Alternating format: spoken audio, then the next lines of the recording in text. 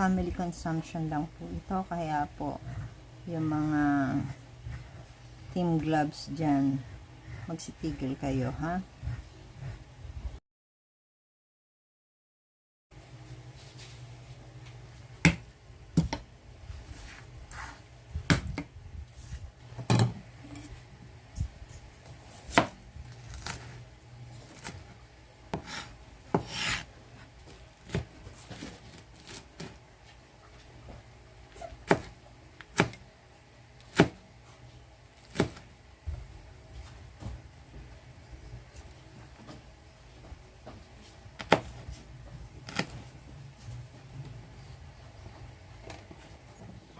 Guys, gagamit din tayo ng oyster sauce, paminta, toyo, and some seasoning. Pampalasa po. Marami po tayong sibuyas, green chili. Ito po yung yung pahaba. Tapos, meron tayong garlic. So, tara na po. Magluto na tayo. So, guys, nagpapainit lang tayo ng mantika, ng kawali. And then, lalagyan natin ng 1 cup of mantika. Painitin lang natin yan. Then, nagigisa na tayo. Igigisa na natin yung ating bawang at ang ating sibuyas.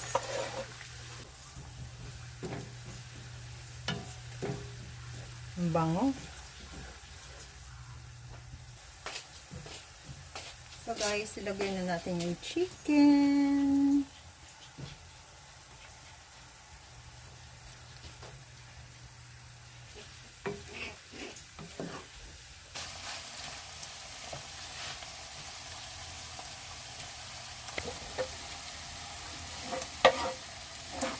Lagyan natin yung spice.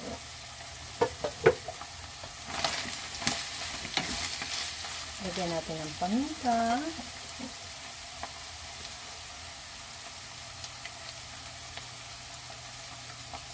Yan.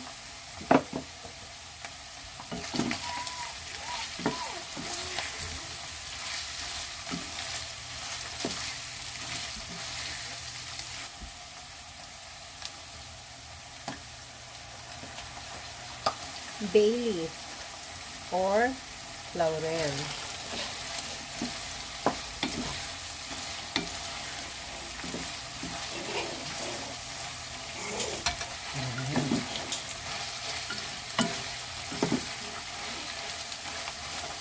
Lalagyan lang tayo ng konting sugar pang balanse ng lasa.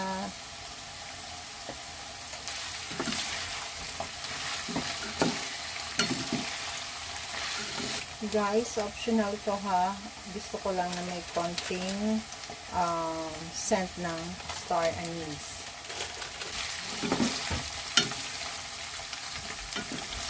Tapos maglalagay din tayo ng oyster sauce.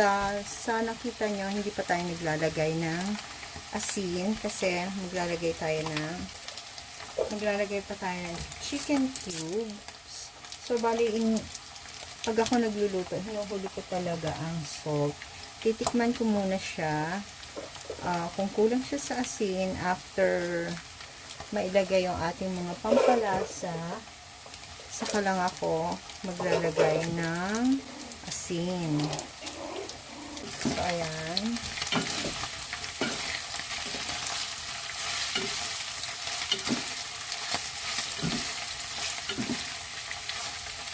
So, tatanggalin na natin yung star anise para hindi na ma-overpower yung ating pastil.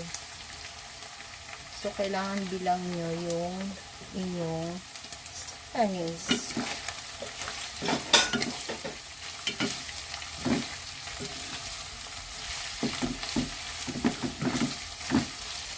Then, maglalagay tayo ng konting oyster sauce. Ayan. About a tablespoon of oyster sauce. Marami na rin siyang tingnan kasi spread out ko lang. Then, halo-halo.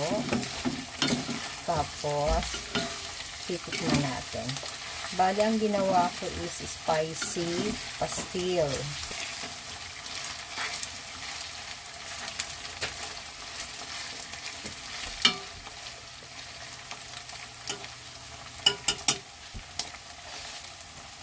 Kulang pa siya ng alat para sa akin, so add pa tayo ng toyo, ha? Toyo ay yung upapang alat natin para maganda yung kulay niya.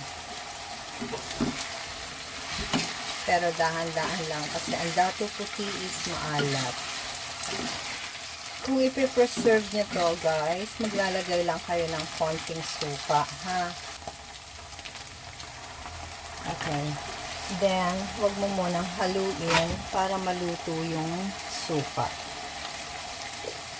Okay?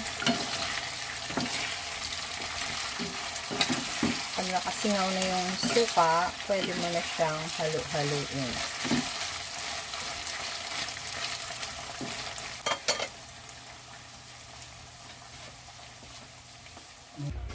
So, yan guys. Ito na yung ating pastil.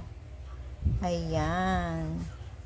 Sana po ay nagustuhan nyo ang video na to. And if you do, please click like, share, and subscribe na po kayo para updated kayo every time na magpo-post ako ng video. So, this is Ellen saying bye-bye. See you again next time. God bless everyone. Thank you for watching.